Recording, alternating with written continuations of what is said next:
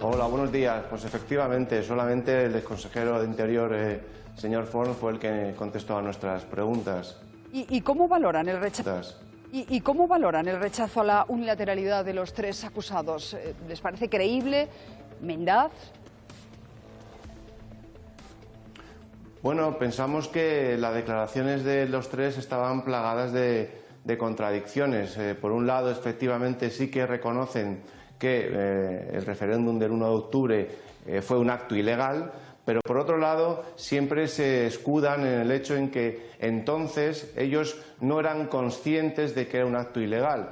De alguna manera están jugando a los dos conocen para intentar una salida desesperada de cambio de su situación personal, decirle al magistrado que efectivamente reconocen y de alguna manera se arrepienten de ese acto ilegal, pero por otro lado dicen que entonces, bueno, pues no eran conscientes de que ese acto fue ilegal. A ver si nos puede aclarar un poco la estrategia, el calendario a partir de este momento. Tengo entendido que ahora el juez de Arena tiene que preguntar a la acusación particular y también a Fiscalía si son partidarios de la excarcelación, ¿no?, de los tres declarantes. ¿Eso es así? ¿Les dan a ustedes plazo hasta el lunes para responder?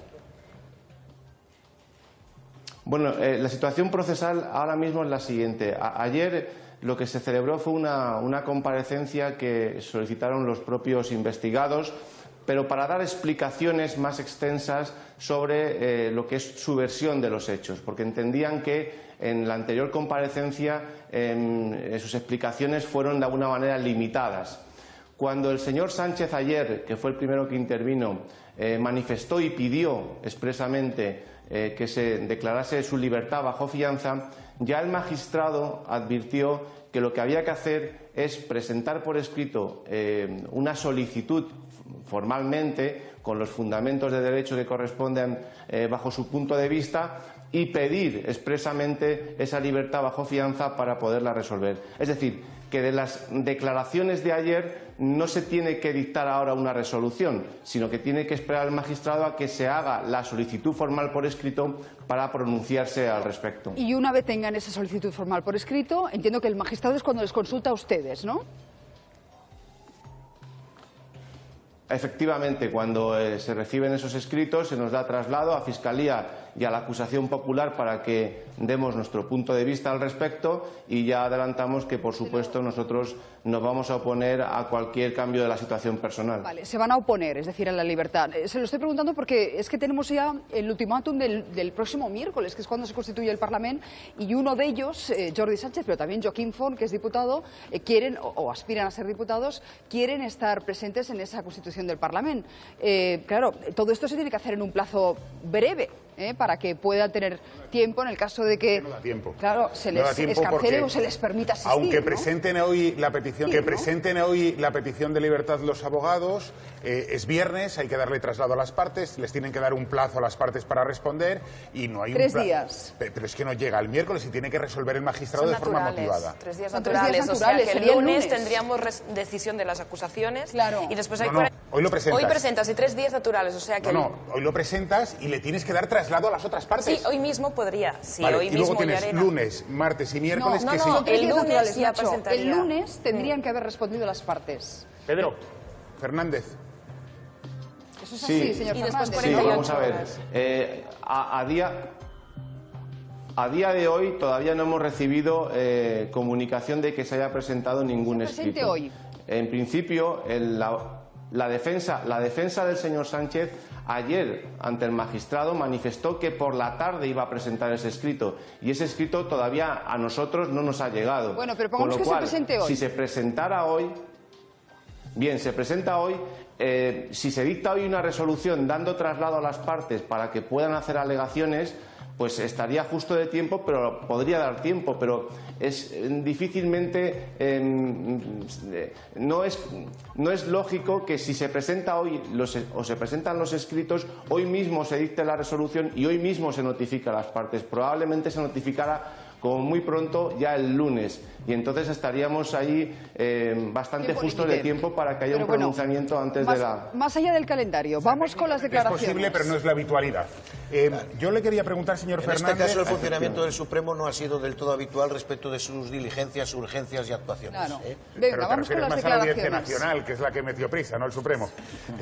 A la audiencia. Señor Fernández, le quería preguntar, la declaración de Jordi Sánchez y Jordi Cuixart tiene que ver mucho con la manifestación o la concentración frente a la Consellería de Economía del día 20 de septiembre y la violencia que, según el magistrado, sospecha que se ejerció allí. ¿Qué contaron ellos respecto a si pudo o no pudo salir la comisión judicial? ¿Se les impidió, como dicen ellos, o no se les impidió?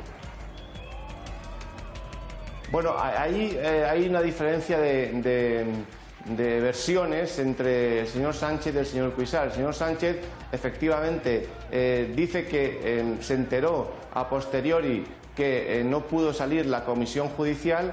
El señor Cuixart lo que dice es que a pesar de que conoció en el momento que no pudo salir la comisión judicial, intentaron de alguna manera abrir un cordón, un pasillo de seguridad para que esto pudiera ocurrir. Lo que dicen ambos es que, como consecuencia de que la Guardia Civil les comunicó que finalmente no iban a salir, es cuando entonces íbamos a establecer esas medidas de protección de salida de la comisión judicial. Sin embargo, esto no es creíble, porque desde luego si la Guardia Civil hubiera visto un pasillo de seguridad realmente creado y que garantizase que no hubiera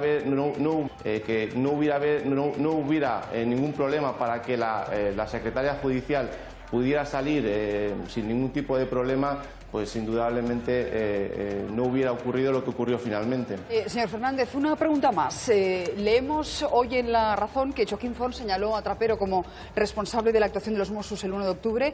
¿Qué nos podéis contar al respecto? Porque sabemos que ahí hay versiones contradictorias. Yo discrepo de esto. A ver. De hecho, lo que dice Joaquín Forn, perdón, es que los Mossos actuaron bien, no pudieron hacer nada más.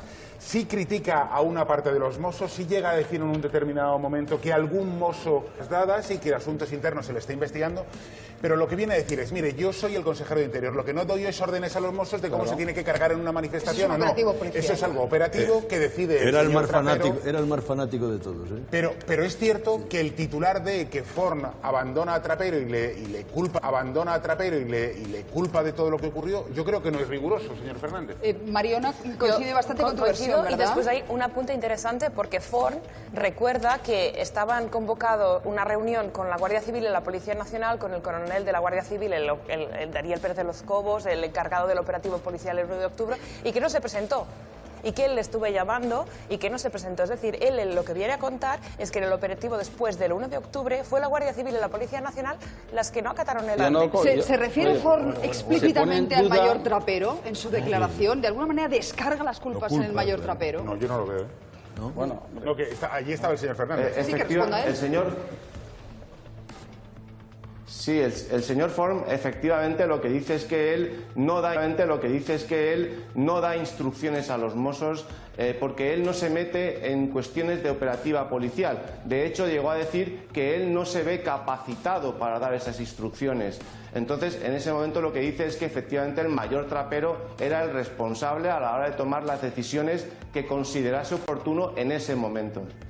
Hombre, es que aquí habéis dicho con una gran alegría, ¿no? Y he de decir que Ricardo Cuarasa es, aparte de doctor en Derecho y abogado, un muy buen fuentes, y si lo dice yo lo suscribo. No, pero si yo me he leído el artículo de Ricardo y no le pongo un pego, porque es decir, aparte, eso sirve para el 1 de octubre. No le pongo una pega porque lo que viene a decir es que hay versiones contradictorias entre lo que dice el letrado de Vox y lo que dicen los abogados de la defensa, Paco. Pero vamos, eso lo cuenta al final es que es así. Cuando el 1 de octubre algunos alegremente atacaron a Rajoy y a Zoido por el operativo policial, es que es un problema de ignorancia. Yo estoy en lo bueno, es tan agotador escuchar a ignorantes, ¿no? Entonces, cuando el operativo policial lo manda la policía, no está el presidente del gobierno, el ministro de Interior, por el teléfono diciéndole, oye, que carguen ahora. Es que de verdad, hay cosas increíbles. Entonces, es el mando policial natural que está allí, que además no es ni siquiera el propio director de la policía, ni siquiera el comisario superior, es quien está ahí al frente, quien proporcionalmente actúa. Y entonces al final quien toma la decisión es efectivamente el mayor Trapero, y esa es la gran traición, ¿eh? Por eso Trapero tiene los problemas que tiene, porque al presidente del gobierno se le asegura que los Mossos de Escuadra van a cumplir, se le asegura, ¿eh? Y por 2 veces me lo dices. Me han asegurado que los Mossos van a cumplir. Y los Mossos no cumplen. Te pido máxima brevedad porque enseguida vamos a poder debatir con el portavoz del PDeCAT en el Senado, con el señor Cleries. Yo creo que las cosas son así, pero el señor Forn es un responsable político. Que yo recuerde, ahí se creó un comité de coordinación entre la Administración del Estado y la Administración de la Comunidad Autónoma para coordinar las actuaciones de cara a los distintos operativos. Efectivamente, cuando se produce el incumplimiento por parte de los Mossos d'Esquadra en la parte que les correspondía de cerrar los colegios a primeras horas de la madrugada, ahí entran en juego las decisiones políticas desde mi punto de vista, y también en términos políticos yo creo que hay un grave error de apreciación política por parte del Gobierno de la Nación, que a la vista del incumplimiento formal por parte de los Mossos d'Esquadra pudo entender, y eso sí es una decisión política, oiga, que vamos a mandar a la Guardia Civil allí a cumplir un objetivo que es absolutamente imposible, y vamos a generar un mal mayor que el que tratamos de... pero es que eso fue a las 8 de la mañana, es decir, el Estado, el Gobierno no supo de la tradición y los presentes de los Mossos, del engaño que se produjo, no lo supo hasta ahí. Por eso el operativo, porque si hubiera sido distinto, tú tenías 10.000 policías y guardias civiles allí, los despliegas y ya está, o no haces nada. Entonces, claro, cuando se dan cuenta que les han tomado el pelo, por eso la gravedad de lo que hizo Trapero, porque él incumple lo que es su compromiso. Forn, sin haber descargado directamente responsabilidades, simplemente con esa con esa utilización ambigua de los términos, yo creo que está cometiendo una bajeza. Yo creo que Forn... Yo estoy de acuerdo. Yo creo... Es que volvemos a lo de antes. Es que tienes que asumir lo que ha hecho un subordinado tuyo. Y a fin de cuentas el señor Trapero es subordinado tuyo. Y entonces él tiene que apechugar con la culpa. Lo otro es cobardía, señor claro Fernández, que sí. Tiene razón. Y respecto a Trapero, habrá que averiguar. Déjame que responda el señor Fernández, te doy la palabra, Raúl. Y enseguida nos vamos al Senado. Por favor, señor Fernández, ¿qué quería decir usted? Sí, no, simplemente... Con respecto a la actuación de los Mossos el 1 de octubre, el señor Forn reconoció que en las reuniones que hubo en el mando único de todas las policías sobre cómo tenía que actuar cada uno el 1 de octubre, reconoce que se le encomendó al cuerpo de Mossos expresamente que tenía que ocuparse de conseguir lograr que los colegios electorales no abrieran a las 6 de la mañana. Y lo cierto es que también reconoció el señor Forn que la mayor parte de los colegios abrieron, con lo cual es a raíz de ese momento cuando entiendo que la Policía Nacional y la Guardia Civil se dieron cuenta de que efectivamente los Mossos no estaban cumpliendo con su función. Señor Fernández, muchísimas gracias por atendernos. Raúl, ¿querías apuntar algo más? Y enseguida sí, yo no, saludo al señor Cleries.